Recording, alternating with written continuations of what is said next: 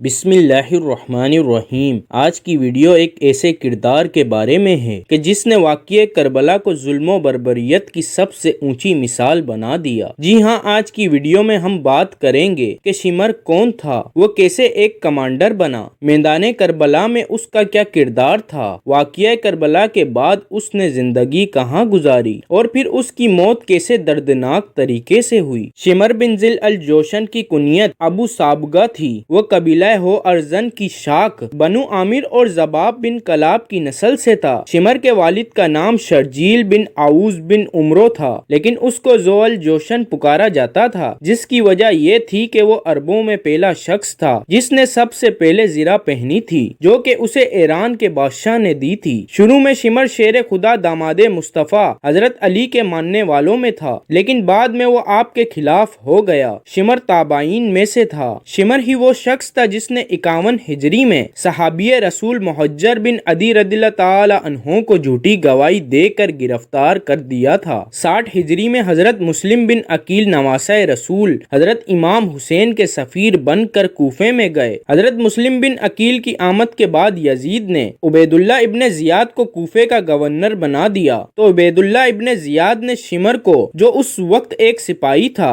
اس کو ایک کمانڈر بنا دیا اور حضرت مسلم بن عقیل کے حامیوں کو منتشر کرنے کی مہم پر لگا دیا۔ شمر نے کمان ملتے ہی مسلمانوں پر فتنہ انگیزی کے الزام باندھے اور ان کو سپاہی کی مدد سے خوفزدہ کیا، اور پھر ابن زیاد کے حکم سے ہی حضرت مسلم بن عقیل کو شہید کر دیا گیا۔ 61 ہجری محرم میں جب نواسہ رسول صلی اللہ علیہ وآلہ وسلم کربلا پہنچے تو اس وقت کربلا میں کوفی فوج کا سپہ سالار عمر بن سعد تھا، جو کہ خون ریزی سے بچنے اور پرامن راہ حل کے در پہ تھا۔ ادھر کوفے کے گورنر عبداللہ ابن زیاد کو شمر نے جنگ کے لیے اکسایا اور بالآخر 9 محرم 61 ہجری کو شمر 4000 سپاہیوں کا لشکر لے کر عمر بن سعد کے پاس کربلا پہنچا۔ شمر اپنے ساتھ عمر بن سعد کے لیے کوفے کے گورنر ابن زیاد کا دھمکی آمیز خط لے کر پہنچا۔ خیر، عمر بن سعد نے خط پر عمل کرنا شروع کر دیا کہ یا تو نواسہ رسول حضرت امام حسین بیعت کریں یا پھر جنگ۔ شمر کربلا میں سپاہیوں کا امیر مقرر ہو گیا۔ چونکہ شمر حضرت عباس علمدار کی والدہ ماجدہ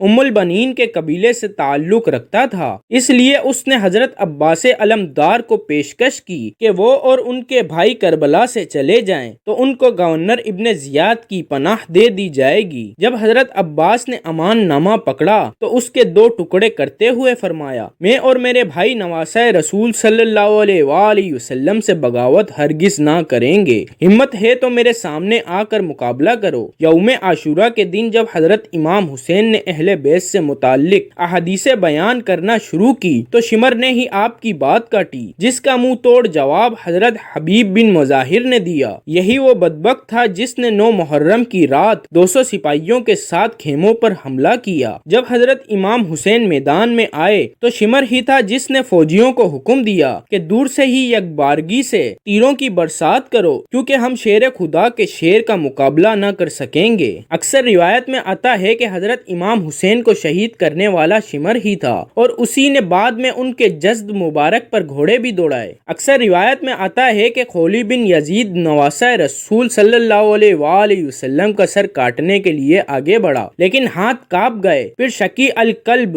بدبخت اور ذلیل سنان بن انس آگے بڑھا اور انعام و اکرام کی لالچ میں امام علی مقام کا سر تن سے جدا کیا۔ امام ابن عسکر نے سیدنا امام حسین سے روایت کی ہے کہ حضور صلی اللہ علیہ وآلہ وسلم نے ارشاد فرمایا، گویا کہ میں ایک سفید داغوں والے کتے کو دیکھ رہا ہوں جو میرے اہل بیت کے خون میں منہ مار رہا ہے۔ اسی طرح محمد بن عمرو سے روایت ہے کہ ہم سیدنا حسین کے ساتھ کربلا میں موجود تھے کہ جب شمر کا سینہ ننگا ہوا تو نواسہ رسول فرمانے لگے، رسول اللہ صلی اللہ علیہ وآلہ وسلم نے فرمایا تھا کہ گویا میں اس سفید داغوں والے کتے کی طرف دیکھ رہا ہوں جو میرے اہل بیت کے خون میں منہ مار رہا ہے، اور شمر برس کے داغوں والا تھا۔ شہادتوں کے بعد 11 محرم کو عمر بن سعد اور شمر 72 شہیدان کربلا کے سر لے کر کوفے ابن زیاد کے دربار پہنچے، جہاں سے ابن زیاد اس قافلے کو شمر اور اس کے ساتھیوں کے ہمراہ دربار یزید کے لیے شام روانہ کرتا ہے، جہاں بہت سے دل خراش واقعات اہل بیت و اطہار کے ساتھ پیش آتے ہیں۔ اس کے بعد یزید اسیران کربلا کو مدینے بھیج بھیج دیتا ہے۔ اہل بیت کو مدینے پہنچانے کے بعد شمر لعین کی سرکاری ذمہ داری ختم ہو جاتی ہے اور وہ کوفے واپس آ جاتا ہے۔